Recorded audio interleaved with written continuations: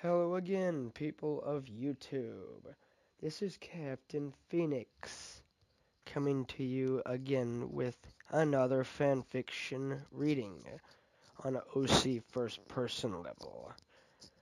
Origin of Shadows, Chapter 2. Leading off from where I left off in Chapter 1. I also want to inform you, like, subscribe, comment. Yeah, it has been going pretty well so far, but I wish it'd be doing better. But starting off where I left off from Chapter 1, here we go. As we walked further and further into what's left of the forest, staying on guard for anything that could come out to try to kill us, Suki started to talk. So, how'd this all start? I said, as you know, Red Eye has returned, right?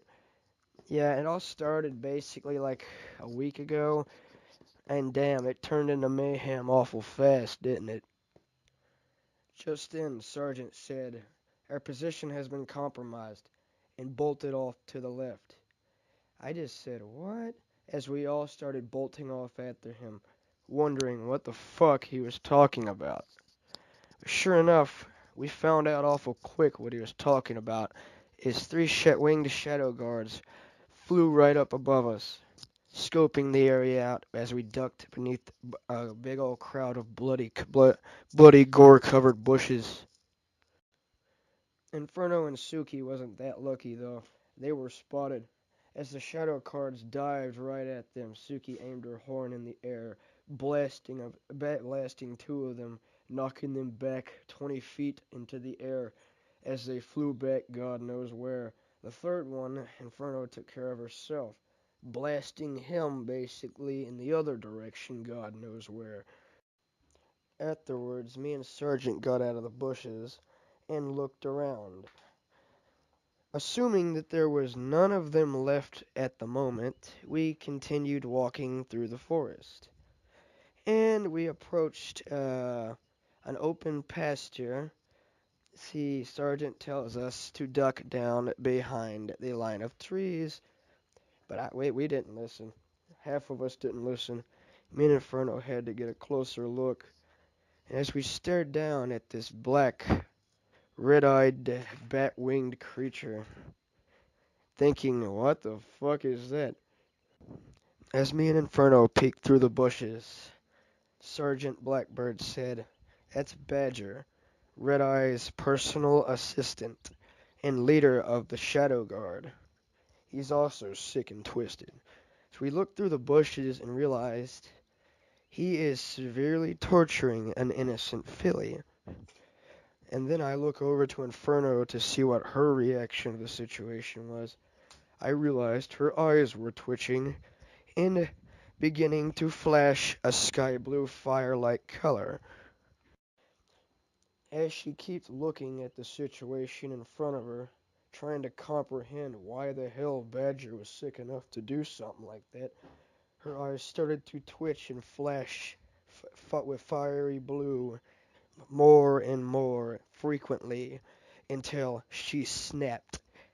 Her eyes shot up in a burst of fire as a blue skylight and fire engulfed her in a big flaming ball of rage.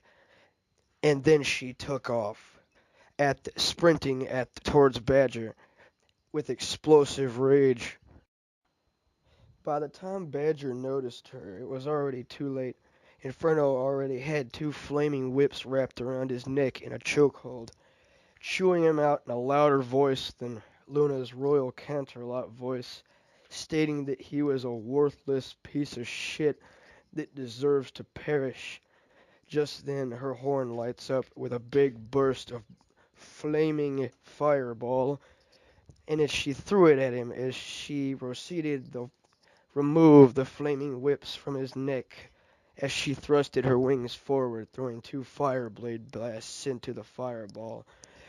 The whole land shook when the ground exploded in a big mushroom cloud of fire and smoke. As it receded and we were able to see what happened, we realized there was nothing left of Badger but his armor and a whole bunch of dust. I thought to myself, damn, I hope I never piss her off. After she realized the filly was okay, just a little frightened, her rage exceeded, turning her back to normal. She's like, what happened? I like, yeah, you flared up and went berserk. Where's Badger? I said, yeah, you disintegrated him. And then just then, Sergeant said, we better get moving quick. No doubt about it, I guarantee the enemy heard that blast. And I guarantee they're on their way to this location right now to see what the hell happened. So we better get moving out of here quick. We quickly complied, running off into the distance in the opposite direction of where we knew their headquarters was at, running faster and faster, realizing that, yeah, won't they be able to find us anyway? Because they outnumber us. Like, how many do we got? We got a unicorn mage, a flame Pegasus, flame alicorn, and a regular Pegasus that can see movement 75 times faster than a usual creature can even dish out. So yeah, I don't know how it's going to end up. Just then, a large number of shadow guards came out of nowhere and started ambushing us from all directions. And I said, yeah, I had to open my big mouth. Yep, it's just what happens. Karma and whatnot. You open your mouth, speak too soon, and there you go. So we got to fighting them. Basically, everything was explosive. I can't tell you how many times the ground shook from all the fiery explosions all around. It looked like some kind of thing from the sea, some kind of rageous nuclear war. Fiery blasts going everywhere, basically, as we fought them off one by one. A couple of them got lucky and sank 3 arrows into Suki's back. Realizing what happened, she ran off to hide in the bushes to protect herself when she realized she was too vulnerable to go on. After we dealt with most of them and the rest of them retreated, I went to go check on her. Why Inferno and Sergeant dealt with the rest of them. As I roamed through the thick bushes and trees, calling out her name, Suki, Suki, where are you? The Sergeant and Inferno is handling the rest of them, so can you come out so I can see what's wrong? Just then I heard a faint voice saying, over here, Phoenix. And sure enough, that's where she was at, with 3 arrows stuck in her side, barely being able to breathe over the force of her lungs being filled with blood. She told me, Phoenix, I screwed up. I should have never came out here. Now we're screwed. But at least my magic don't have to die with me. I looked at her and said, what are you talking about? And then she hands me a slip of paper and says, give this to the sergeant, and then lean your head down to my horn. Her eyes quickly flared up as her horn engulfed both of us in an aura of magic. I felt something trying to pop out of its head as my whole form just started to change. It felt a little agonizing, but yeah. Suki told me it only works on immortal creatures. I don't know why it won't work on anything else, but this spell has been outlawed by most unicorn communities. After the magic exceeded, basically she told me with her last dying breath, don't worry about me. I'm just about dead anyway. Just protect the others. Now that you're an alicorn too, you can train Inferno, and you two can become the two best warriors the Valley of Shadows has ever seen, and you can overthrow Red Eye's rule and restore peace to the land. I tried to question what she did, but before I could, her breathing exceeded, and she just laid there limp in my arms, dead. I just growled at the fact of what just happened, made my way back to where the sergeant and Inferno were fighting the guards. But the way I thought, they were still fighting them. But when I got there, they already had it wrapped up. A whole load of dead bodies piled up in the corner. it was kind of funny how they actually made a damn game out of it. I mean, that pile was a scoring point, which was kind of funny. They both looked at me, and Inferno's jaw dropped as their eyes went wide, trying to comprehend what I looked like or how the hell it happened. Sergeant was the first one to speak. Captain? You got a horn now. What happened? And where's Suki? I told him, alas, Suki is dead.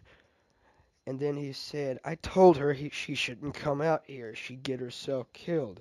But that still doesn't explain why you got a horn. I don't know, but then I said, I don't know. But she gave me this piece of paper and told me to give it to you. And the piece of paper states that if you are reading this, that then I have perished due to my extreme cocky stupidity of coming out to battle when I should have stayed at home. But either way, our village was under attack, so I would have died if I stayed there anyway. So I just delayed the inevitable. But the reason I kind of anticipated this, it's what the note said. So I passed my magic over to Phoenix. All my findings, studies, and memories of all things magic, along with my horn. I told him to use it with care and train the other flame alicorn so they can become the two most powerful warriors of the land.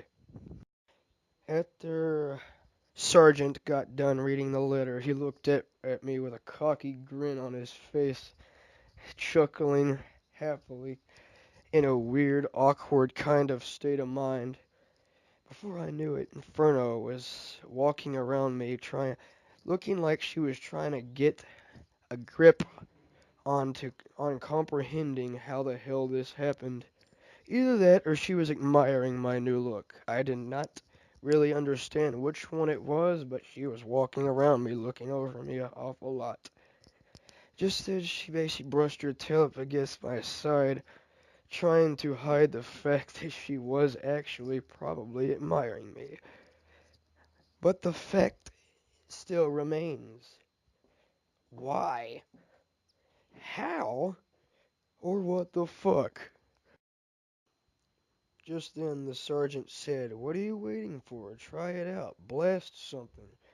And at his word, my horn flared up into a big ass flaming ball of fire, and I blasted a tree so hard it flew off 100 miles into the air and landed God knows where, into a big fiery explosion of mushroom cloud that shook the canyons, the valley, and everything. Yeah, and that is it for chapter 2. Tune in next time when I make chapter 3. So I want to inform you, like, subscribe, comment. We gotta have some way to keep this going, people.